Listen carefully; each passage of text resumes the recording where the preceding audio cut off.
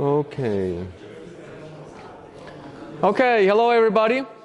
Welcome to today's COM-402 course. This is in fact a double-blind test because last time when I came here there were very fewer than the time before, and I was wondering, like, is everybody not here because Brian said I will be here? But today neither you nor I knew that I would be coming. So it's double-blind because nobody knew what would be happening. I think even Brian just found out on Friday and asked me to step in for him. So yeah, I'm happy to be here with you to present to you the next lecture in COM-402. So today we'll be talking about security, privacy, ethics, and policy. We'll try again to have some speak-ups also where you can start thinking a bit, and then we'll look whether we can have some smaller discussions going on these different topics.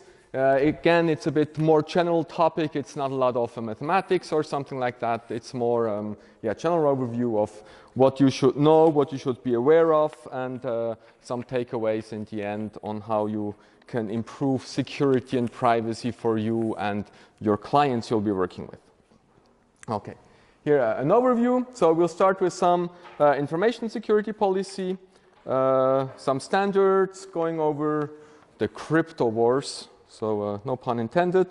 Ethical hacking. So there are hackers who are in fact ethical. Data protection laws. That will be very important. Who of you already heard of GDPR? Some? Okay, yeah. Present it shortly. It will be very interesting. Anybody knows the date when it comes into place, GDPR?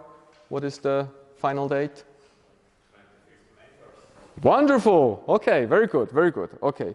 Yes, very important. And then ending with privacy speech and the thing in internet that you always have, anonymity versus accountability. In some sense, you would like to have it all anonymous, but on the other hand, you'd also like to have some accountability. Okay, let's start with the information security policy. Here's some key questions. First of all, why is internet cybersecurity so hard? I mean, you hear attacks all the time. Then are there any incentives for companies, in fact, to change this? So some companies will have incentives, and I will give you one or two examples of companies who, in fact, don't have an incentive to make it better. What standards should apply, and more general questions that for taking home, what responsibility liability should companies processing PII have, and what should hardware, software vendors have as responsibility. Okay, so there was this Adam Smith who promoted the invisible hand, saying that in a marketplace, even if the people don't know what the best thing to do is, they will still do more or less the best thing. So he was proposing that for a marketplace in a capitalistic state, that the people will buy the things they should buy, will sell the things that they should sell, and in the end it all works out. So it seems that it's going quite well for capitalism, at least for some parts of the world, not for others, but for security it definitely does not work out. Because for most companies, in fact, when they think about security, they don't think about something, oh yes, we should do this. It's nice to be secure. But for most companies, security is just, oh no, yet another thing that we need to take care of, yet another thing that may interrupt our business. It's not something they want. It's also very difficult for customers. If a company says, this is very secure thing, and we have it all on the blockchain, and we have the latest firewall and whatnot, is it really true? Does it really help something? Is it really more secure? Now I have a banking account with 3 pins and TANs, and I have to take my phone, and is it really more secure, or is it just as soon as my computer is infected, they will get all my money anyway? So we don't really know. And there's also the example specifically in the banking sector. In fact, the bank, they don't really want to compete on security. Why not? Because if they start to compete on security, they will have to point out the other guy, he's really bad at it. Now, if the other bank is really bad at banking, is my bank really good? And if my bank is not good, is it really safe to use online banking? Isn't online banking per se something that I should not do? So if the banks start accusing each other, in the end they will lose all their customers. So everybody just stays calm in their corner and does nothing, and nobody really wants to talk about security, because as soon as they talk about security, they will get in trouble. So they don't. This is very bad, of course. And of course, security companies, they want to go to a customer and say, okay, we have this wonderful firewall that you can just plug in and everything will be nice. Of course, that sells much better than saying, okay, if we come to your company, then you will have to do all this, fill out all these forms and look where your weak points are, and then we need to teach your people, and we will need to change all the software. People don't want to go through that. They just want to have a simple thing where you just plug it in, everything is secure, everything is happy. And also, the current business model of Silicon Valley is just get it for free and everything will be okay. There is a thing called the lemon market. Somebody knows about the lemon market. Already heard the lemon market? Yeah, no? So the lemon market has been defined by this George A. Akerlof, I don't know him, but he says when buyers have much less information than sellers about the quality of products, incentives drive sellers to reduce quality. And that's what can happen with lemons. This is why the name lemon market came from. So lemons, you can't open them in the shop to look whether the lemon is good. You have to buy the lemon closed. And also specifically for cars, if you go and buy a car, a used car, you're not really sure how much kilometer he has, whether he has been regularly maintained or so. You're just buying this lemon, and you don't know whether it's really good. And he made this remark that if you have such a business, in fact, nobody wants to make good lemons. Why should you make good lemons? I mean, people will buy them anyway. Why should you make good cars?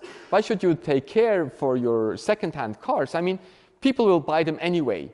You just polish it a bit and you give them a coffee and everybody's happy and they drive away with your car even if it's crap. And it's the same thing with security. Why should they really care about security? I mean, if it's work and they don't have a breach for a year, wonderful. Our security tool saved you. If it doesn't work, well, you did something wrong. Sorry. But we have this other tool that you can install and everything will be better, of course. So that's this lemon market. You can't really distinguish, and that's very sad for security. We don't know what we buy. We don't know what we offer. There's this wonderful guy on Schneier called Schneier. So Schneier.com, I have the link also later. He is very good in pointing out security defects, things that happen in security. So really go and check out Schneier.com. Here he talked about market of lemons, cybersecurity and the market for lemons. So software lemons is just to say we sell things that people can't look inside. Usually you don't look at the source code. Even if you can look at the source code, I mean, I've been using Linux for years. I never really looked at the Linux kernel to see whether there is really no key snooper inside. And even if there would be, if you are good enough, you can hide it so that nobody sees it. So these are these software lemons. So yeah, as I said, the companies avoid sometimes competing on security. There's this wonderful phrase I learned long ago, never to wrestle with a pig, you get dirty, and besides, the pig likes it. My brother-in-law said that once to me because we were discussing maths during a Christmas dinner, and this was the time. You know, there are two things usually you should discuss at Christmas. One is politics, the other one is religion, and we added the third one, mathematics. So we don't discuss mathematics at Christmas dinner because he felt like wrestling with a pig, and well, he called me a pig. No, I like him very much. Okay, anyway, so usually this thing, I took the example of online banking. If you start wrestling with that online banking, if you start saying the other company is bad, in fact, the other company will say, well, you're as bad as I am, perhaps even worse, and everybody gets dirty, and yeah, in the end, just everybody loses. So this is why some companies, they even avoid competing on security. It's just too complex. You cannot gain anything from it, really. And then, yes, of course, Cisco and others, they just like selling the security in a box. Yeah, wonderful firewalls, wonderful VPN gateways that make everything secure, and you just install those and everything will be good. And of course, we'll see later also that some of these had pre-installed backdoors, which is really, really bad. Yes, same thing for software. So antivirus with firewalls that you install on your computer. Luckily now with Windows, they kind of solved all that by having their own firewall and by having their own antivirus. That's good. Yeah, so here one of the problems is you cannot just take a box and make security work. You cannot just install a program and everything is secure.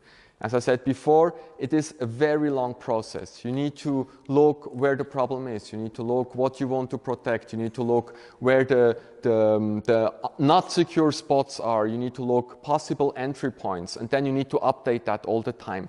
So this is a cross-cutting concern because it cuts across a lot of different domains. So it can be as well technical domains, but also just psychological and yeah, problems where you can just very easily influence a person.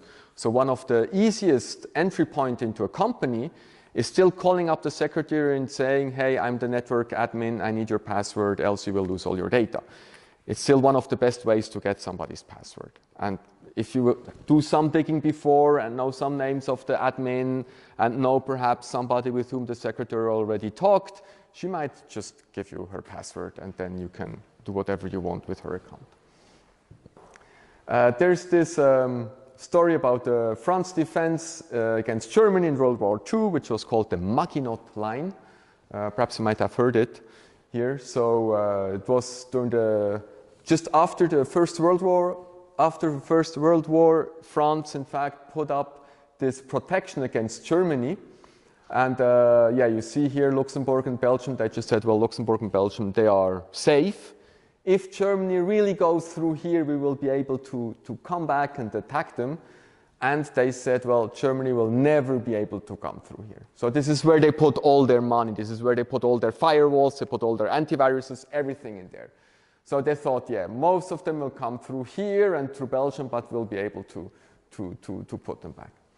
And then as it such happened, the German army, they found a very weak spot just around here. Just where they have the strong fortification, just where it ended, and where they just had little fortification, there was a spot with woods and stuff. And in the end, the Germans, they came through here, and the French and also some English were here, and they were completely trapped in the end. So this white space here, this is where in the end the French and the English army was, and they were completely trapped. Because they put all their money here in that part. And they completely neglected this thing here. And so they just got overrun by the German, and you know the rest of the story. Yeah, the Silicon Valley business model, everybody likes free stuff. Internet searches, social networking, don't know, perhaps you know this comic. I like it, pigs. Isn't it great? We have to pay nothing for the barn. Yes, and even the food is free. Of course, what will happen at the end to the pigs? They will get, you know. So you also, if you go to the internet, you have a free service. Well, there's a saying that if you don't pay for the service, then you're the product. So, of course, in Facebook, you're the product. And the last couple of weeks showed it once again, how much Facebook profits from our personal data that, in fact, should be kept personal and that they should not really use. Yes, so user tracking, profiling, targeted advertising. I'm really surprised because like every year I tell people that Google does not so bad business model and Facebook does a bad business model, and every year I think Facebook fixed it, but then it comes back not. So Google, what they do, if you say I want to have advertisement for people who search for network and Linux, so you have a special firewall for network Linux, so you want to advertise that. So Google will, every time somebody searches for network and Linux, it will show your ad in his page, which is nice. I mean, you have to pay for the service somehow, no? Okay, that's good. Now, Facebook has the other way around. If you say, I want to touch people who search for network and Linux, Facebook, in fact, gives you a list of all people who search for network and Linux. And this is really bad, because you know exactly who is in that list and who is not in that list. Now, with network and Linux, it's not so bad, but you could have other not so nice search criteria, and you just get a list of the people who search that, list of the people who might be interested. Then you can just directly contact them. I mean, that's completely crazy. And as I said, every year I think they fix it, but a couple of weeks back it was proven that no, they still did not fix it. Some companies were still able just to get all the data from the users, and yeah, just because it was the advertisement model of Facebook. So they are not so bad, and there are bad advertisement models. Okay, what was this one?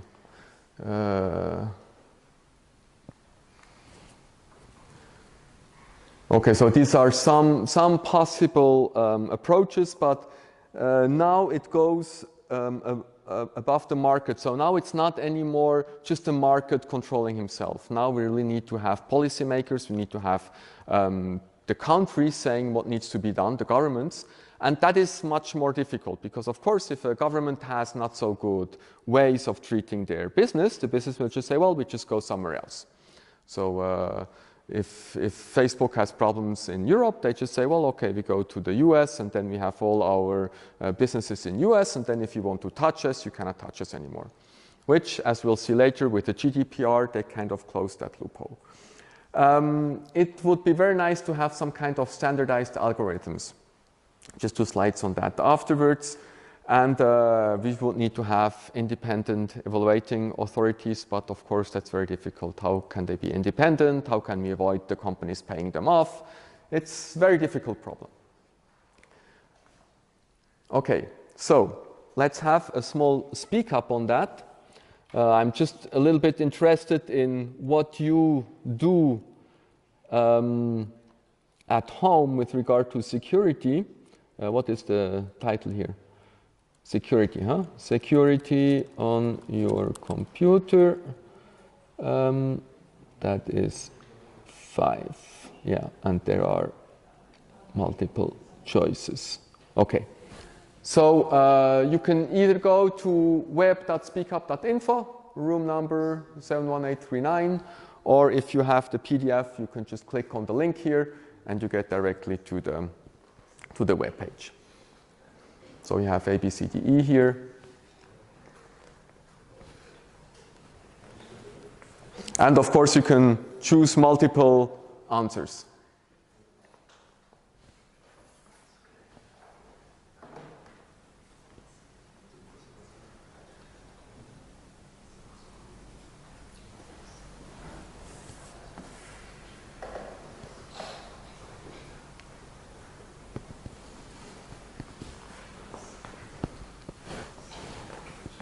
Okay, let's see, 1920 votes.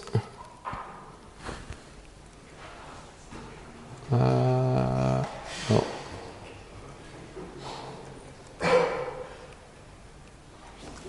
Okay, well, you can see it a bit. So, very nice. Most of you always update all the programs, so that's something that is getting very easy to do.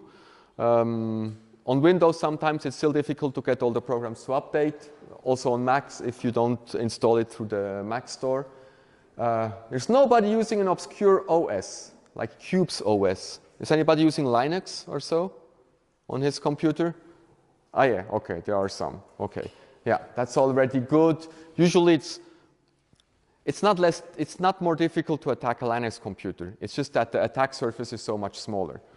So if everybody would be using Linux, of course there would be a lot of attacks on Linux. But because so few people are using Linux, you're probably safer for the moment with Linux. Okay, so some people still have additional firewall and antiviruses. Okay, I think that's really on the downward slope now. Microsoft did a good job with having firewall and antivirus. I have to admit, on my Mac, I have neither installed for the moment. And it just works well. D, being careful what you click on the internet. That's, of course, something very important. Even though you can always have the problem of somebody hijacking a website that you visit regularly. So if you have a big news portal and then somebody manages to hijack that website, then of course you're hacked.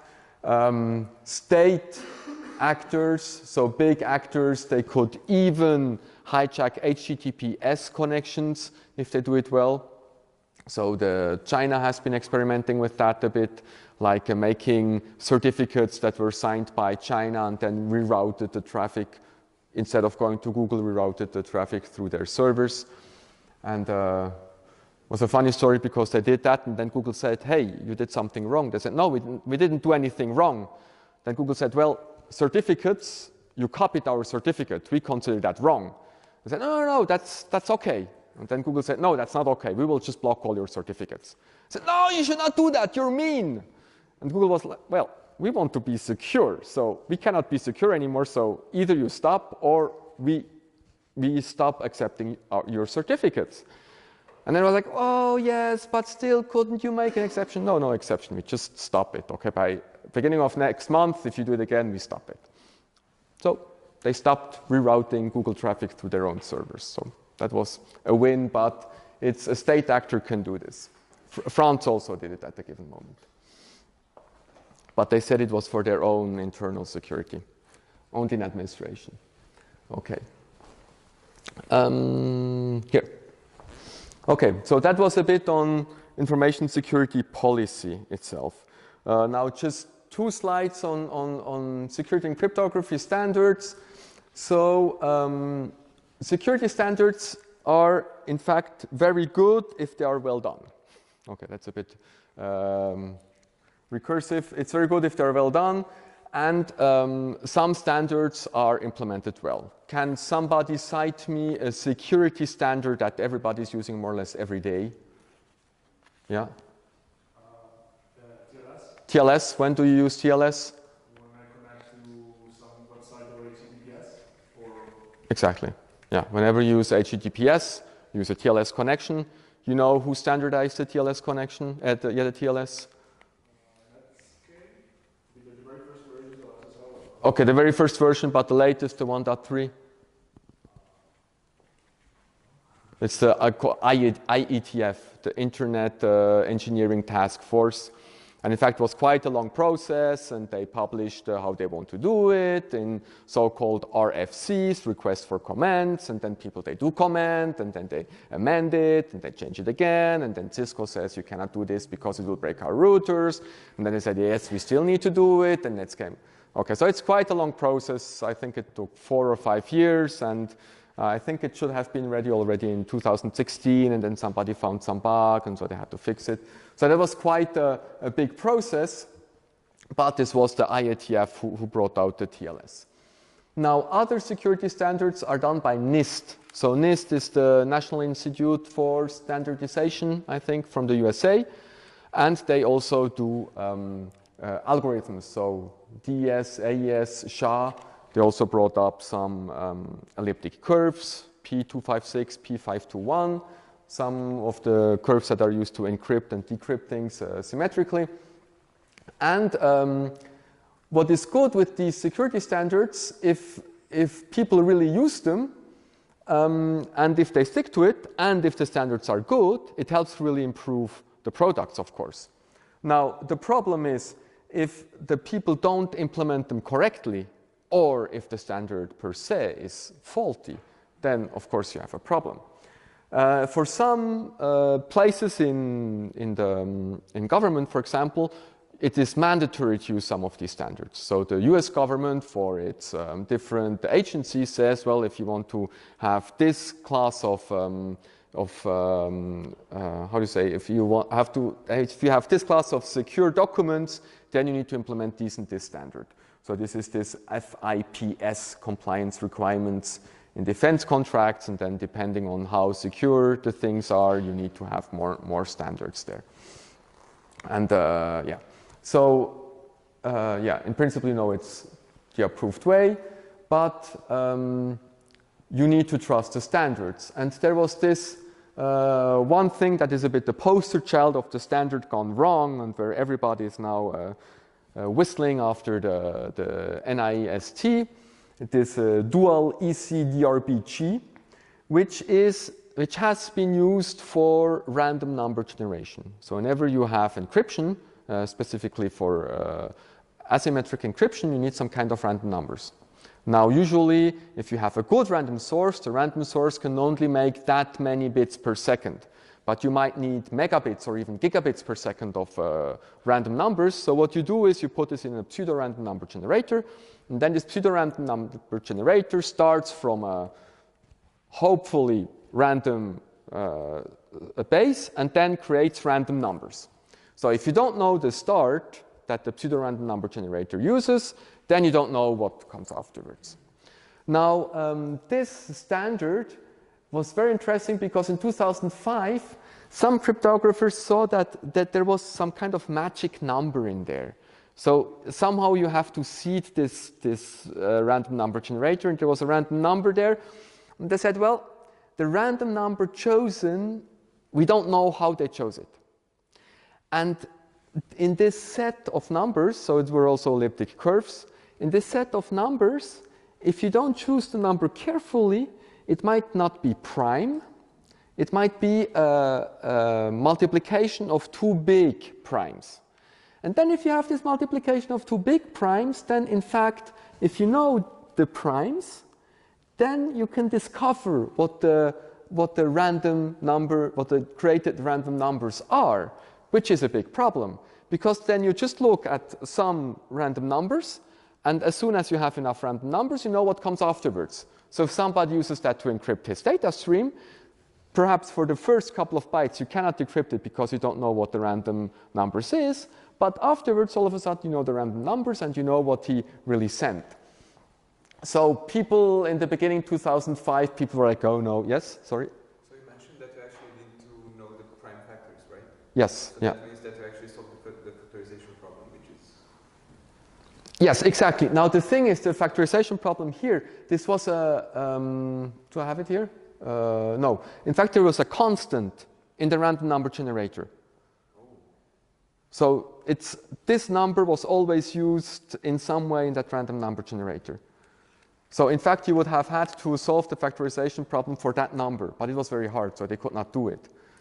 So in 2005, they could, usually when you have prime numbers, it's very easy, it's easy to prove that the number is prime or not, but it's more difficult to prove what the factors are. So sometimes you can look at the prime number and see, okay, this is not prime, but you will not find the factors themselves. So they had a constant, They had a constant in there, in that random number generator. And this researcher in 2005 found out that this factor should have been prime, but it was not. But I didn't know the two prime factors. So they wrote to NIST and they said, oh, we don't know, we just chose this number randomly and it was just okay, and yeah, just believe us, it's okay. And everybody was like, well, if they have the prime factors, we have a problem. But NIST was very, no, we don't have the prime factors, swear by God, swear everything, No prime factors, we don't know it, you're just paranoid, we do a good job, we want the best for you, we want you really to use this to be safe and secure and everything. And I mean, me included, I was a bit like, come on, I mean, paranoia is good, but you can be too paranoid, And then 2013, Snowden leaked lots of documents, and one of the documents showed that, in fact, NIST knew the prime factors. So, surprise! Not here? I should have made a slide of this one. Surprise, in fact, it's enough if you have 32 bytes of random number output. If you have 32 bytes of random number output, because you know the prime factor, you can know what comes everything else. 32 bytes of random numbers, that is, for example, used in a TLS handshake. So whenever you use HTTPS and you use that random number generator, you give the first 32 bytes, and they know the 32 bytes, and they know what comes afterwards, so they can decrypt the whole communication. What is 32 bytes in TLS? The 32 bytes in the TLS that you use as a seed for the setup. Okay. Because in the beginning you need to set it up, you need to do the Diffie-Hellman, I don't know the exact details, but you need to do some kind of Diffie-Hellman key exchange, and for the Diffie-Hellman key exchange you choose a random number, and so they could see that random number. And the thing is that you think, because everybody's sending the random number and then mixes it with the other, even if you see them, that's not bad. Yes. but due to this thing, it is bad. So they can watch a TLS handshake, and if you use this random number generator, pseudo-random number generator, then you know what comes afterwards, and then you can decrypt everything. If you want to have all the details, search for dual EC DRBG. But still, like, you need to extract the discrete log, right? To, like, Sorry? So don't you need to extract the discrete log? So if you actually use the Diffie-Hellman, Yes? you'll use the random number as the power, right? You'll use like G to the X, so actually to recover this X, Yes. you need to like solve the discrete Okay, log. so how, yeah. Yeah, then, well, with elliptic curves with multiplication, but still it's a discrete log problem. Okay, yeah, then I would have to look it up, how they exactly cracked it. Yeah. But they somehow were able to have these 32 bytes in the TLS handshake, and then they were able to extrapolate all the rest. Yeah, I did unfortunately not write the paper, so I don't. Okay. Okay, yeah, so that was standards that went wrong, and as we said, so there are also standards that went good, like TLS, and there are lots of other standards that are used and that are good. But usually standards that are made in some kind of secret way, where people don't say why they chose this number, are not good. So there's, for example, the ED25519 curve. It's an elliptic curve where that has been done by Bernstein, and he said how he discovered these factors. And then people could go and verify how he did it, and they said, okay, this is legit, and so this is quite a good and accepted elliptic curve. Okay. Crypto wars. Privacy versus the state. Okay. Often the government says there are bad people. We will protect you from these bad people. But to know these bad people, to be able to protect you against these bad people, we need to be able to look what you're doing. So don't worry, if you don't have anything to hide, doesn't matter, we will just forget it. But you need to be able to look into everything that's happening. So there's some kind of balance to take here, because in some way, yes, perhaps I don't have something to hide, but I still don't feel at ease if the government just sees everything I do.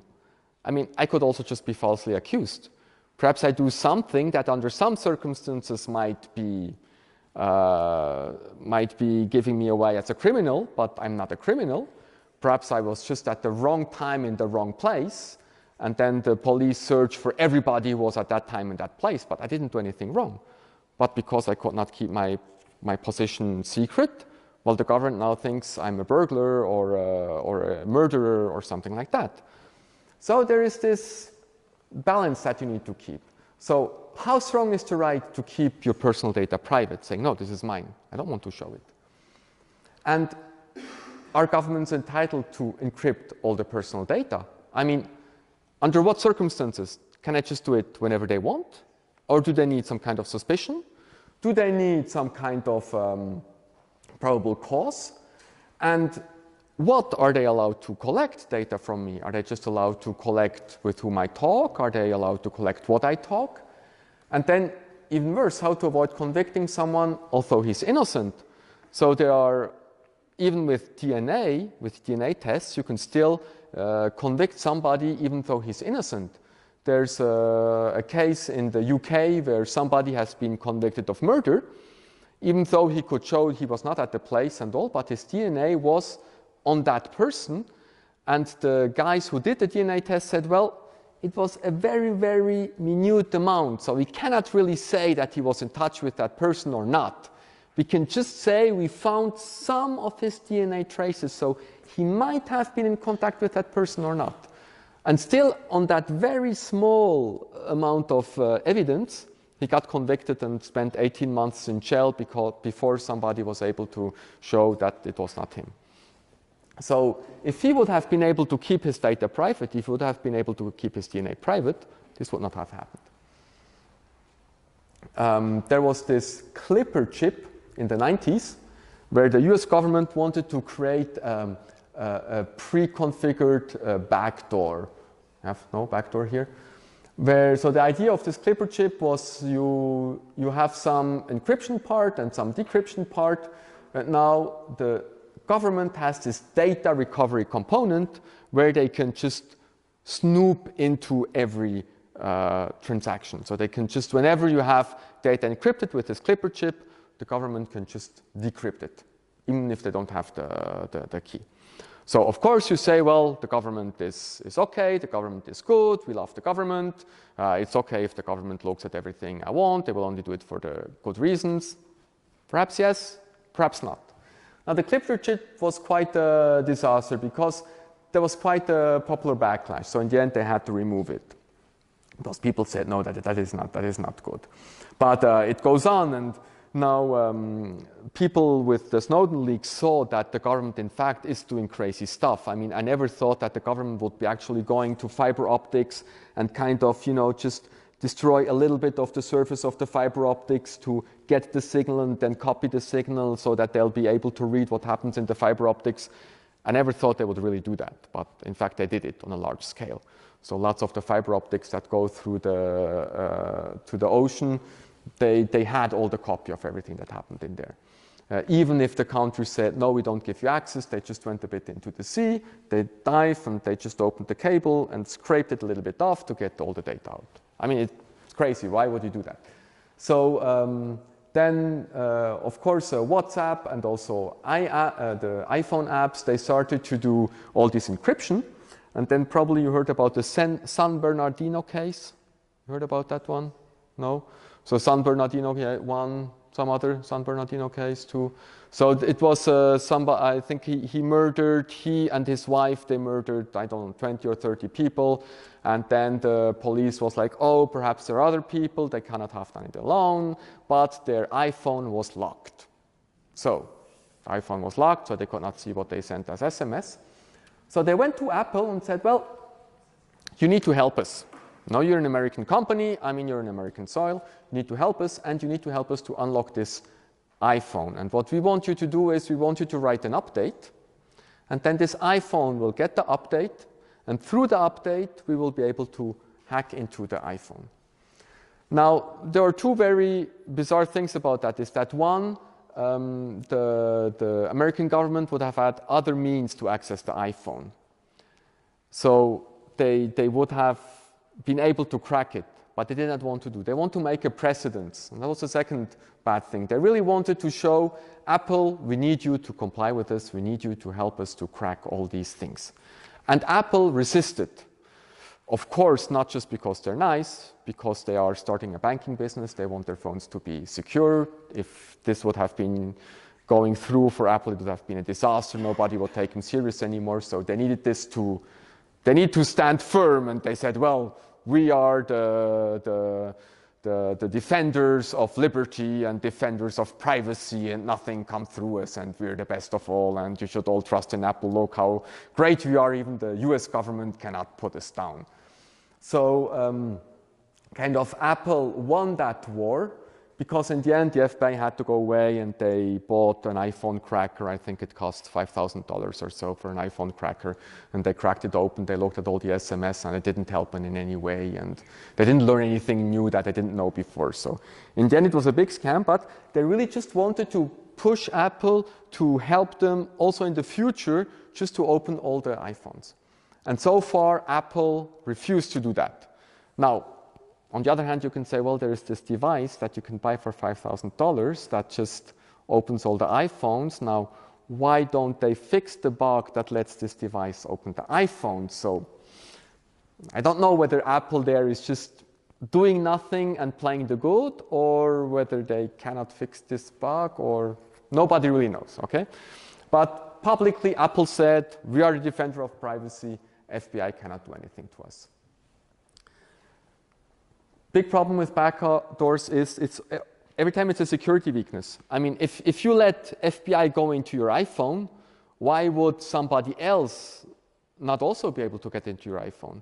If you have this clipper chip and you let people decrypt your data, why should somebody who cracks the FBI code not also be able to decrypt the data? What happened with all the exportation regulation in the 90s, that you were not allowed to have too good encryption when you exported things outside of the US. There are a lot of attacks that are just possible because of these export regulations. A lot of these attacks, you just downgrade the security and then you can go through. And you can only downgrade the security because of these export regulations. So backdoors is always a bad idea. And they always get misused and exploited in unexpected ways. There is also, from the US point of view, the law enforcement says we are allowed to search things if we have suspicion, so we're also allowed to search your phone. And on the other hand, they say that you're allowed to not speak if you're in front of a judge and he asks you, were you at this moment and that place? If you know that you could be convicted because of that, you're allowed to plead the fifth and say, no, I don't say anything. I won't help you there. So now some people say, like a personal device like a phone, is it now more like a home? So a home, they're allowed to go into your home. FBI is allowed to go into your home and put wiretapping devices. Or is your smartphone more like an extension of our minds? So if it is an extension of our minds, then we can plead the fifth on our smartphones. So if we say through our smartphones we're some kind of cyborgs, then we can plead the fifth. But else, smartphones is just part of the home and FBI is allowed to go in there. Okay, question. I think you know what you need to reply to that one, but I ask you anyway. Privacy and government. How many do I have here? Just 4, huh? Okay. So, do you think the government should have access to my data communication at all times? I don't have anything to hide. I mean, they can look at it. I don't care. Only when a judge allows it, or never. Or D, only for terrorists, they should be targeted, but nobody else. So A, B, C, or D.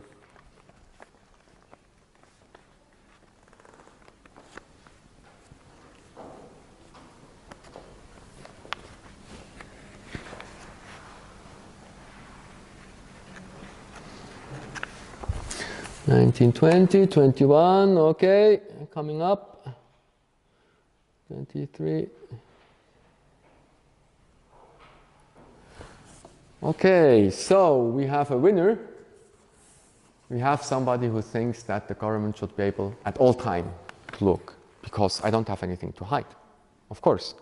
I mean, it might happen that the government might just stumble upon something that I did and think I'm a criminal, but that's a price to pay for security.